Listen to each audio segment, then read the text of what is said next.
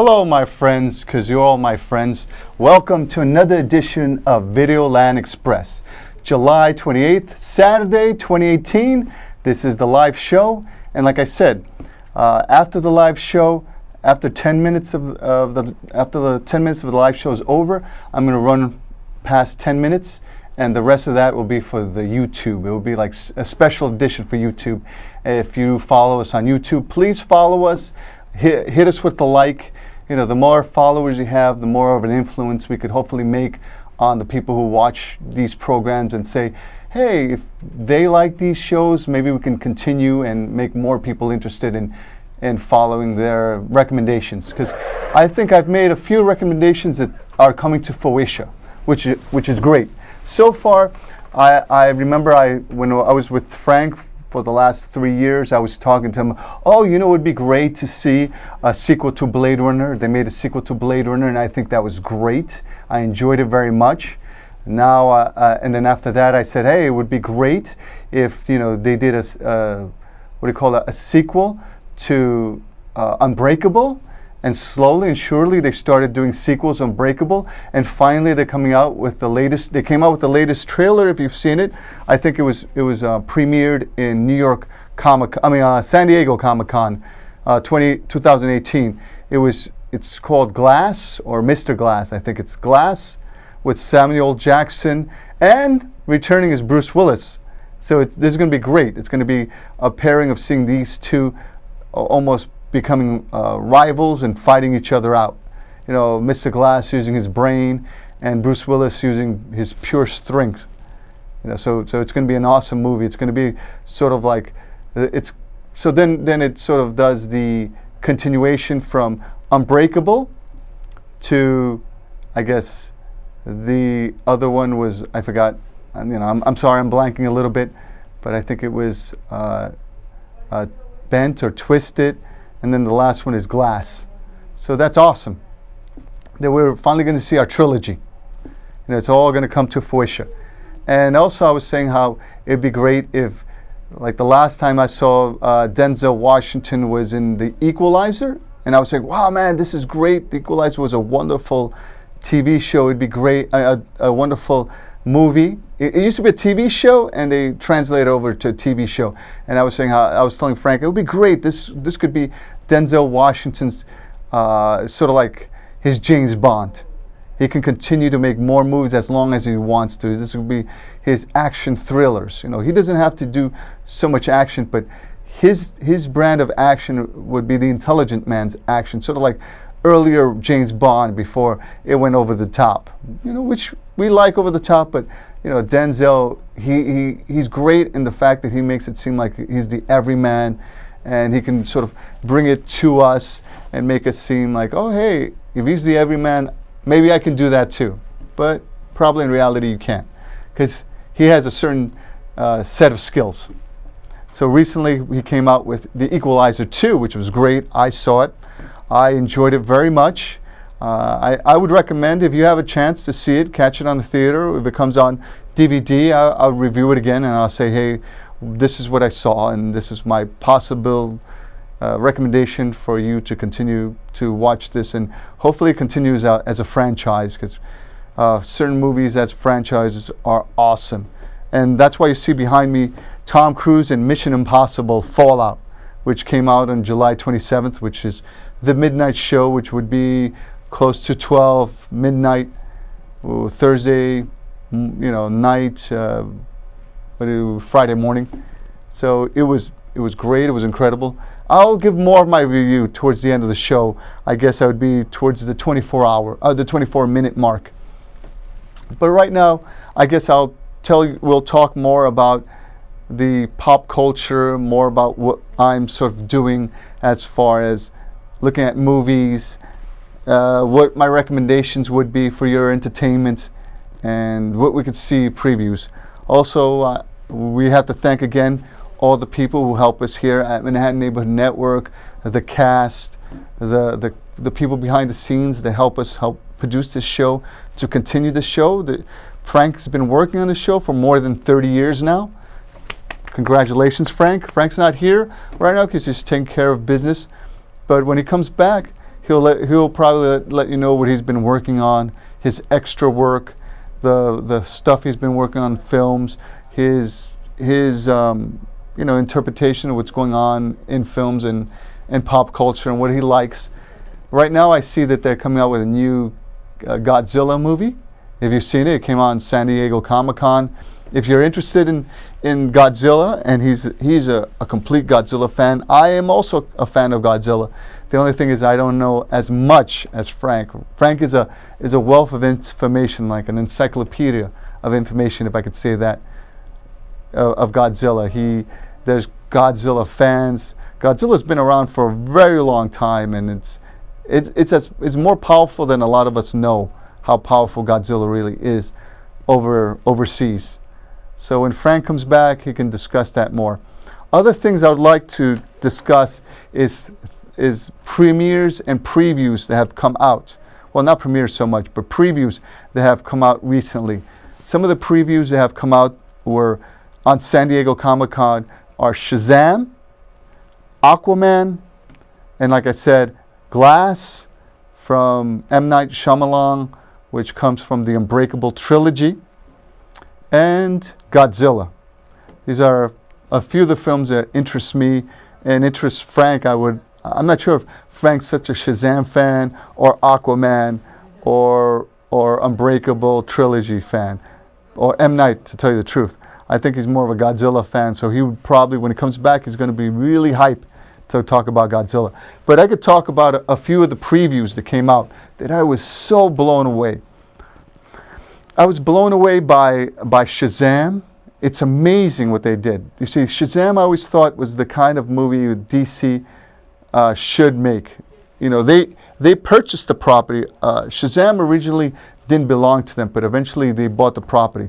Originally, Shazam was Captain Marvel, and I think there was a fight between Marvel Comics and was it Marvel Comics and another comic book company, because Marvel Comic never had a superhero called Marvel. So Shazam, or Captain Marvel, as he was originally known as, was the first superhero with the name Marvel in it. So since it embarrassed, I think, Marvel Comics, there was a fight between Marvel and them trying to buy the properties of Captain Marvel, Shazam. It never came about because I think within the fight, Marvel was able to come up with their own creation of Captain Marvel, and then they called it Captain Marvel, but it was spelled the same, but they pronounced it differently. And then they did Mrs. Marvel, and eventually they just called it now Captain Marvel with a female character. And pretty soon they're going to come out with a movie. Marvel Comics will come out with the movie Captain Marvel, or Marvel, however they pronounce it. So getting back to that story, so the infighting between these two to grab the property led to, I guess, the short slumber of the character of Captain Marvel. And for those 10 years, that's when Marvel Comics was able to dominate the name Captain Marvel and just outright purchase it, take it, and control it, because they said, oh, look, we're still doing comic books with Captain Marvel, and Captain Marvel has been an interesting, integral part. But as a comic, it really took off for a short time, and then when it changed, it sort of flooded like all comic books. They stopped being so important to the mass audience because this whole thing that they started overproducing comic books, and that's when this big comic book crash happened, and then people just walked away from comic books, and then movies started taking over comic books, and they started becoming a big propaganda machine in order to sell, I guess, to sell their toys and hobby articles. So that's why you didn't hear anything too much about the story of Captain Marvel anymore. And then recently, when it started coming back, they changed Captain Marvel's name from DC Comics when they purchased it and purchased the rights to Shazam. And then you started seeing Shazam in the animated shows. And the thing I didn't like about the way DC portrayed Shazam or Captain Marvel was they would make him like a goofy character, like, oh, I'm still a kid, I don't know how to behave, oh, I trip over my own feet. But it wasn't really like that. the character Billy, that was Captain Marvel, who formed into Shazam, he would grow with the ideology of like a 20-year-old or a 30-year-old man, that he would be completely within his mind. It wouldn't. He was, even as a kid, he was. They said he was older than what he was. He was like an older man in a young man's body. So when he would transform it to Shazam, it would be no problem for him to act like an adult, because he was already thinking as an adult. Because in the comics, he was sort of like a amateur reporter, and that would put him into danger. And every time he would be in danger, then that's when he would go and find, he would find trouble, and then he would call out Shazam, which was his alter ego, and save the day. Hooray! So now finally they're going to do a Shazam movie, and everybody's saying, oh, it's Superman meets Big or so. But I don't really like that turn of how they're going to represent him like a goofball. But I guess they're doing it for a younger audience, so the younger audience will appreciate it. Because in some respects, I guess the industry, when they make movies, they usually do it for young kids to a certain age. Like their cutoff point at times will be like 35 or so. And then after you go past 35, they think that you're too much of a smart fan or a smart fan. Like you know too much, you become too a fanboy, and you just don't like anything. So then they'll just think that, oh, look at this person, they're past 35, they're just a toxic fan. We don't cater to them because they're like the person that keeps trying to point out that the magician put the coin underneath his sleeve, or he's hiding it under his jacket. So they just think that we're the kind of fan that would just keep pointing out the problems with our magic tricks. So getting from Captain Marvel, which is great, Shazam, finally he's going to get his own movie, and it's going to be, I think it's going to bring a resurgence to DC, the DC universe. Also, another film that's going to bring a resurgence to the DC universe is also going to be Aquaman. I was sort of seeing the previews, and it was doing the previews shot for shot. Some people were comparing it on YouTube, like they were doing shot for shot comparison with Aquaman and Black Panther. And they were doing shot for shot, like, oh, look at this. This is all that Black Panther is doing, the same thing they're doing with Aquaman. But the funny thing was that Aquaman's story was originally that story where he doesn't want to go back to his home people and in Atlantis. And then he has to be brought back because his brother, who's the ocean master, wants to fight the surface dwellers, because they say that they're polluting the ocean and they're bringing havoc to the planet, and there has to be this big revolution and then this destruction of the humanity on land. And that was, a huge revolution of it was going to be Atlantis against the earth or the surface dwellers. And that was originally, I guess, the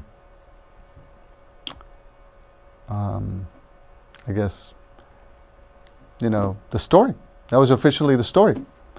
And since, how can I say, DC slept, they say you snooze, you lose.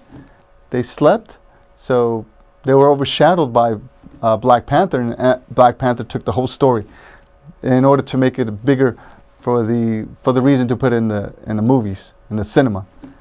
And like they say, you snooze, you lose, DC. Sorry. Aquaman, if they would have been more confident with the character, if they would have come out with the story before Black Panther, they would have been able to say, yeah, this is a great story. But now Black Panther took the credit for a story that was originally Aquaman's story, and Black Panther and Marvel Studios took it, which is pretty amazing. That's what happens. When you snooze, you lose. And like I said, the next film that I'm really interested in, and when Frank comes back, we'll talk more about Godzilla, because it looks incredible. You can see the trailers out now on YouTube, and they'll have a lot of spoilers. If you don't want spoilers, like some people don't like spoilers, just don't see any of it, and then you won't have a problem. But I have to say, Mr. Glass seemed very, very great. It seemed awesome. They have Bruce Willis back. They have Samuel Jackson's return, and with the character from Split, which is James McAvoy. It's awesome. It looks incredible. It riveted me. It riveted me. It was just amazing from what I saw. So I would recommend, if when it comes out, see it. You might want to collect the trilogy. I have 2 different versions. Like I started, like they say, I started hoarding up on my DVD collections, because they say pretty soon Best Buy and Target will no longer sell physical copies of movies. So you won't have any more physical DVDs. Like we've been saying it forever, Frank and I, that there won't be any more DVDs, no more Blu-rays. They will all be gone, and you're going to have a digital copy. And the problem with the digital copy is you won't be able to give it to your family members. It won't be like a library of books anymore. And who knows, maybe there'll be a resurgence of physical copies again, sort of like with record albums when they came back, because people said, hey, what happened to the physical copies? Why don't we see them anymore? But boom, they brought them back. Oh, well, they didn't bring them back, but boom, they might bring them back. But right, as we know now, Best Buy is going to get rid of it. You're not going to see any physical copies. You're only going to be able to buy a digital copy. That's going to happen with all games. It's going to happen to all physical copies. Everything was going to be online. You're just going to buy a code. You're going to plug it in, and boom, you're going to see it there. And if you don't see it there, that's it. You know. And once you, like they say, something happens to you, your library is gone, unless you give your passcodes to your family members. So far, what I've purchased was, I have a whole list of films that I've started incorporating, because even when I go to Netflix, I can't find some of these awesome films. I have Super Troopers. Super Troopers came out recently too, and now it's coming out for DVD. So I purchased this. It has a Blu-ray and digital copy, which is great. But some people started hoarding up. I started watching this one YouTuber, which I'm giving a shout out to. His name is Wet Movies 1. If you have a chance, check him out. He seems like a pretty cool character. He basically talks about how he hoarded films, and buying films. He said he used to work in Best Buy, and that's when he was able to get the majority of his collection, which is great. I've started to do it too, because for all we know, this is going to be as rare as books. Super Trooper was an awesome film. Super Trooper 2 is going to come out. So I said, let me purchase this. The next thing I purchased was a triple feature from Best Buy. V is for Vendetta, The Watchmen Director's Cut, and Constantine. Constantine was a great movie, I thought. Some people didn't like it. It was too slow paced. It didn't go deep enough, but I thought it was pretty good for its time. I remember when I saw it, I was in Taiwan when I saw this movie. I thought it was incredible, and a lot of people overseas love Constantine. And now Constantine's getting resurgence. It's going to have an animated series. They were going to put it on Netflix, but now I think DC is going to take it over. And it had a TV series. It was awesome. If you find the Blu-ray, I'm looking for the TV series. If I find it, I'm going to purchase it, because it was a great, I would say, TV series. And like I said, pretty soon the physical copies aren't going to exist anymore. So get them while you can. They're going to be as rare as books. And who knows, maybe one day you can sell these and you'll get a lot of money for them. But in a digital copy, I guess you can sell your code, but you won't be able to trade your movies unless Apple or iMovies or Ultraviolet let you do it. That's not going to happen. And this is another movie I really loved. I purchased a copy for my sister. Fans, gentlemen, ladies and gentlemen, my friends, because I consider you my friend, this was a great movie. If you have to have one of the movies in your collections, this would be top billing. This has Andre the Giant, Mandy Patinkin, Billy Crystal, and this is an awesome movie. It also have Robin Wright. He played Robin Wright. She plays Buttercup, and I hope I'm pronouncing this right. Carly Wives plays her true love, Wesley. This is one of Robin Wright's first movies. She was awesome in this.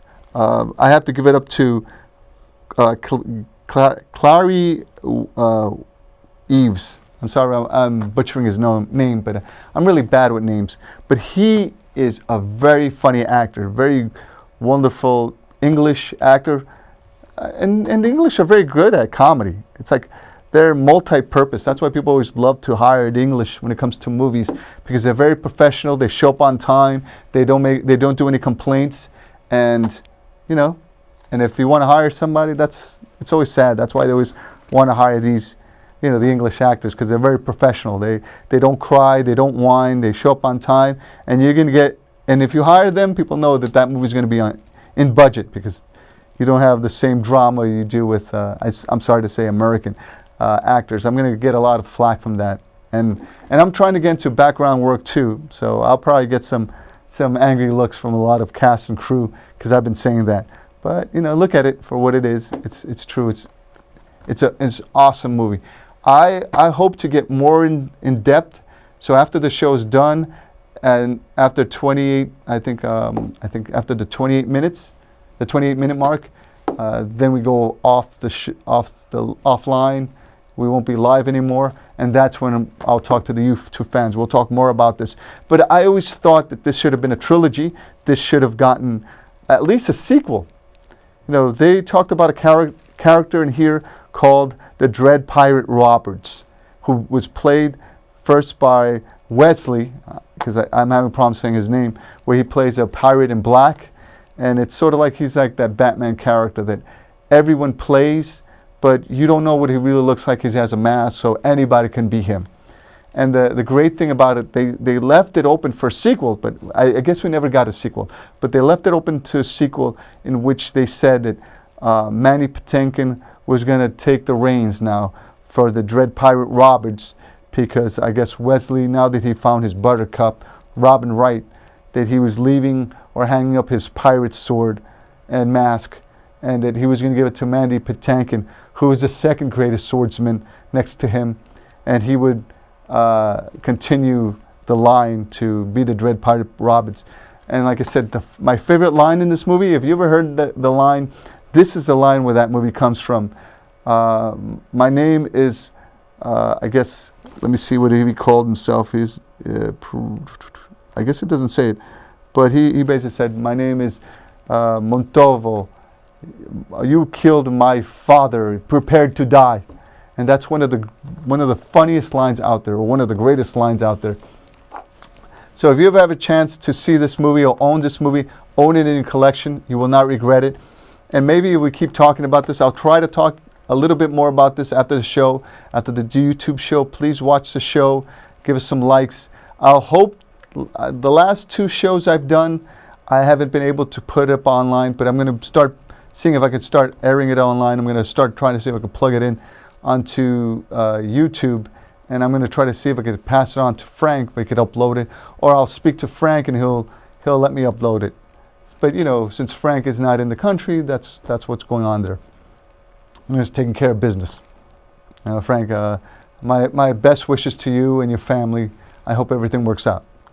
And like I said, we should definitely get a sequel to this. The sequel to this would be the Dread Pirate Roberts, and hell, pardon my French, but if they can, maybe they'll do a trilogy. And last but not least, to I guess wrap it up, I should say, I'll talk about the Equalizer. As I was saying, I would definitely recommend. It is a solid movie. Denzel Washington does an amazing job. The amazing thing I think about Denzel Washington, like I said with all his movies, is that he doesn't overact. He pulls back, so he becomes the everyman. He sort of becomes an archetype where you can see him, or you can see yourself through him, and because you're able to see yourself through him as the everyman, you can live yourself through that movie. It's sort of like he becomes sort of like a mannequin, where you can assume him or his persona and live through him in the movies, because he's great when he plays an everyman. I mean, it takes a certain amount of ability to draw back a lot, and he's amazing at it. All right, so I guess as we're wrapping up, for one of my recommendations, I would say definitely go see The Equalizer. Also, there's some other few movies that came out. I didn't get to see that. I finally got to see Jurassic Park. Awesome movie. Enjoyed it. I'd recommend. I saw it on thanks to AMC. Sign up for AMC online, and you get to see these movies. Don't pay for membership, but you can see it online. I mean, you could join AMC membership online, and you could see $5 movie Tuesdays. And that's when I saw Jurassic Park. I finally was able to see Jurassic Park for $5 on Tuesday in the evening.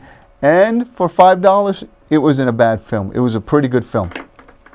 All right, so now I have to wrap it up. Continue to wrap it up. I'll talk about the movie behind me, Mission Impossible Fallout. It was awesome. I didn't think I was going to like it, but I really have to say that Tom Cruise was able to swing it outside of the park. He, in his ever search of improving and bettering himself, his movie was amazing. He was able to continuing to spin the plates, as they say. He was able to make you seem as though that you were in the movie, and there was a real dire straits about you, or the movie itself, not you, because you're not in the movie, but about you seeing yourself through Tom Cruise and Ethan, and saying, oh my God, we better come out of this. Every piece of the puzzle depends on the other piece. It's like a domino or house of cards. Anything that gets taken out of order could drop the whole, like I said, the whole dominoes or the whole stack of cards. But it was incredible. Cavill was amazing. I didn't think I was going to like the movie, but they were able to really rev it up. It was amazing. I don't know what else to say, but I don't want to do too many spoilers. So I want to really recommend to you. I heard that Tom Cruise did a lot of his own stunts. He got injured, but please, Tom Cruise, you don't have to continue to do all these stunts. Just focus on the acting. You are amazing. Okay, I'll wrap it up now. I guess we're running out of time. We only have like a few seconds left. So I have to say, please watch us on YouTube. Give us a bunch of likes, or recommend to your friends. Subscribe, like. I'm going to continue the show after this. Thank you very much for 30 years. Frank has enjoyed doing this show. He hopes to continue. If he can't, he gives us all our blessings. We love everyone for showing up and saying thank you, goodbye. This is Mark signing off. Good night. All right, friends, this is the continuing of the show, because I guess now the show is not live any longer for this minute, but we will go on to an extra 10 minutes of the show in order to, talk about other things and go into the deep dives, and maybe I can express even more about how amazing Mission Impossible was. It's incredible. I think that Mission Impossible started to have this resurgence, or Tom Cruise has started having this resurgence.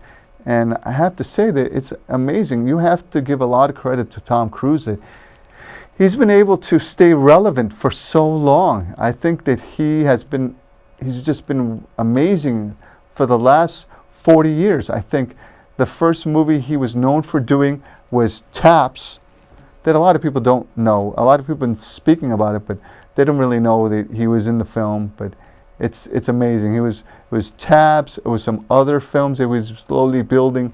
People started catching note of who he was through Risky Business, and people started talking about him since Risky Business back in the 80s. And then he continued from the 80s to Top Gun. And Val Kilmer didn't want to be on Top Gun like they talk about on YouTube. But then when he saw Tom Cruise, he said, wow, this guy's amazing. Because there's an essence about Tom Cruise that's amazing. I wasn't so much of a Tom Cruise fan, but he brought me aboard because it's just that his charisma, his characters, people have spoke about how much character, how much charisma this man has, how much he cares about the product. He owns the property of Mission Impossible. He's been working on it since, I guess, Universal cut ties with him. I think because of things that had gone on that they didn't approve of. But since they cut ties with him, they thought that he was going to dip and never resurge, but he was able, with his strength, to resurge and become famous through the fact that he's putting so much work and effort and risking his life, which I don't think he should do, because we want to see more of him. He's great. I enjoyed him in Jack Reacher, the first one. The second one, not so hot, but I think that he was just doing so many things at once, and sometimes that's what happens when you do too many things at once. You try to do, I guess, have too many plates up in the air. That's when you get into a little bit of trouble. But Tom Cruise is amazing. His consistency of work, since he's been caring so much about what he's doing, and you could see it in the product that he does, like Mission Impossible. I'm sorry if I talk so much about it, but I would love to give credit where credit is due. This man is amazing. Like they said, he's been doing all these films for the last 30 to 40 years. It's amazing how much of the consistency that he brings. He's almost like our generation's John Wayne, because John Wayne sort of was the same thing. From the first time he was in a movie, his first movie, which was Stagecoach, the popularity that John Wayne had never dipped. People continue to love this man, so he's sort of like our generation's John Wayne. He's just amazing. People love him. His consistency of work has continued, and I would love him to see him continuing in all his success, that his Mission Impossible franchise, that he sees other things. It'd be great if he takes on the mantle of a John Wayne archetype. That'd be great. If he's the, like I would have to say, the John Wayne is the prototype, and Tom Cruise could be the archetype. So my hat's off to you. I don't take my hat off now because so much, I guess, light in the studio that I have to block a little bit of the light because it gets in my eyes, and when the light gets in your eyes, you get a little too distracted, and sometimes you can see the glare off my lenses. But going back to what I was saying, that I'm starting to collect a lot more of DVDs, and I enjoy them. I saw that they have the Steelbook for the Equalizer.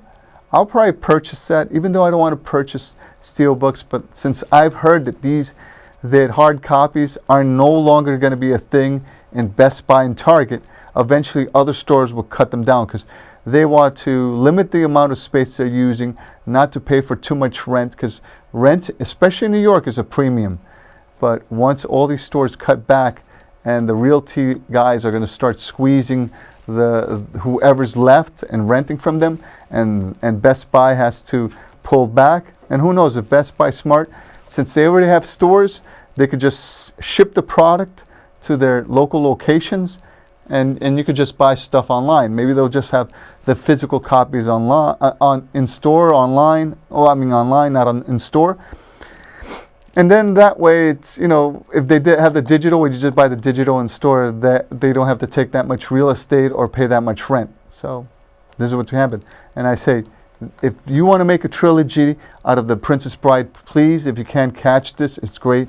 I don't see it on Netflix, because Netflix, they close a lot of things. In certain countries, you could see more than us. I mean, I tried to catch a lot of Charles Bronson, a lot of Schwarzenegger. I've tried to catch John Wayne. I've tried to see, what do you call it, Van Damme films, Stallone films, but they're hard. They don't have them up. Sometimes the only place you can see on Netflix these films is overseas or in South America, because it's funny. It's like I think the royalty rights diminishes because in America they charge you more for these items because this is the cash cow.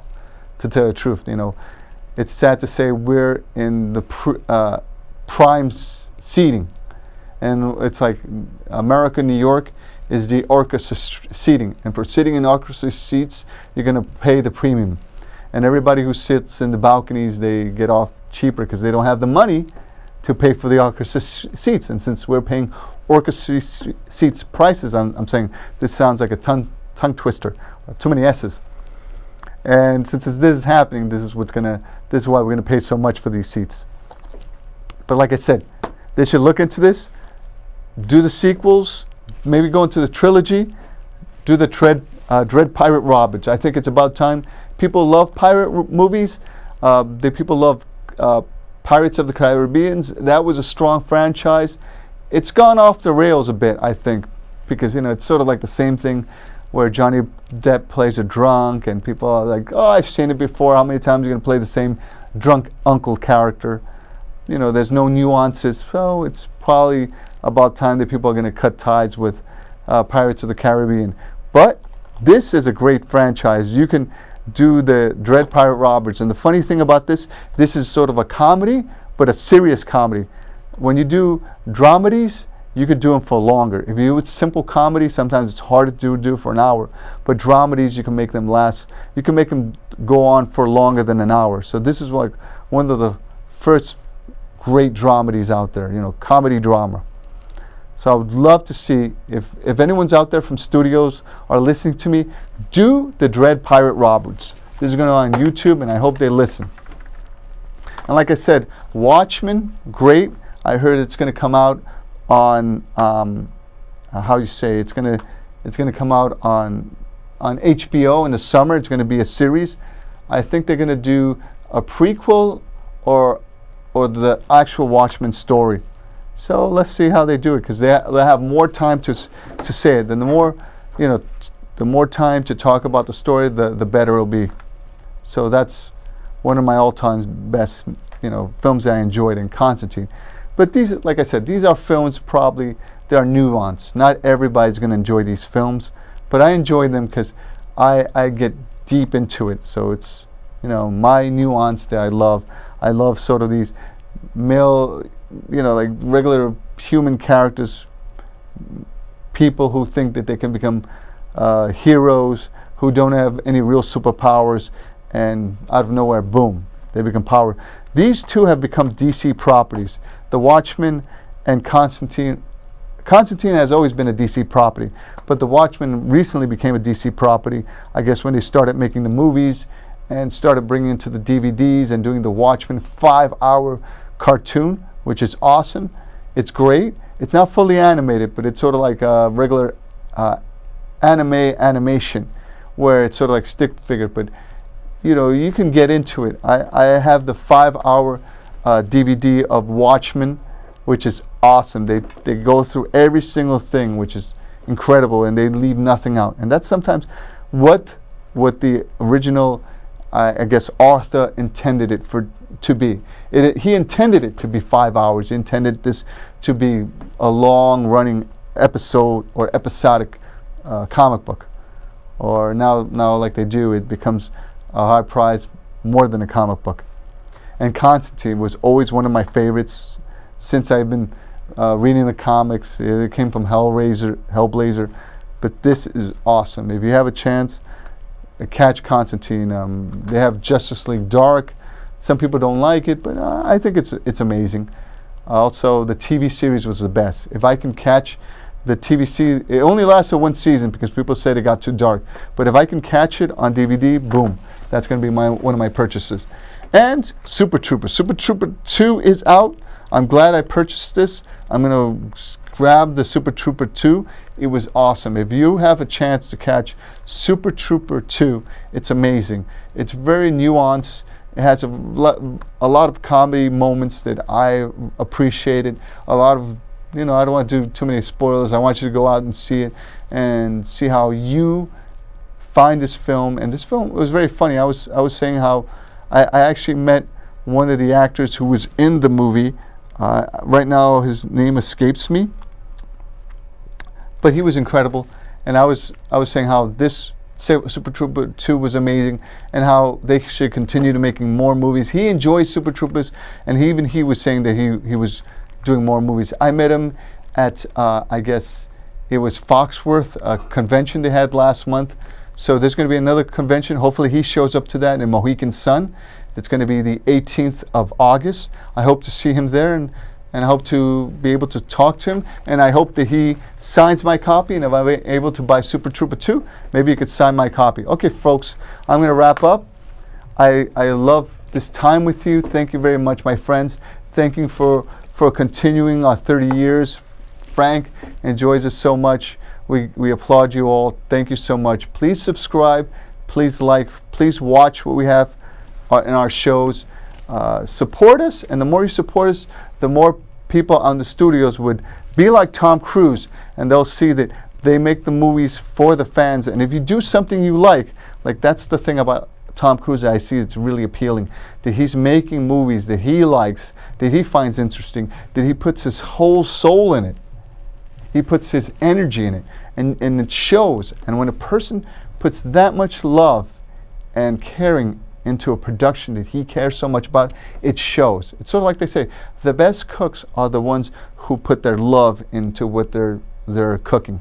So like to take it from The Rock, if you smell what Tom Cruise is cooking, then you'll be on board too. Thank you so much. Again, thank you, fans. Like I said, subscribe, like. This is Mark signing off, and if Frank was here, he would say a thing. Salud.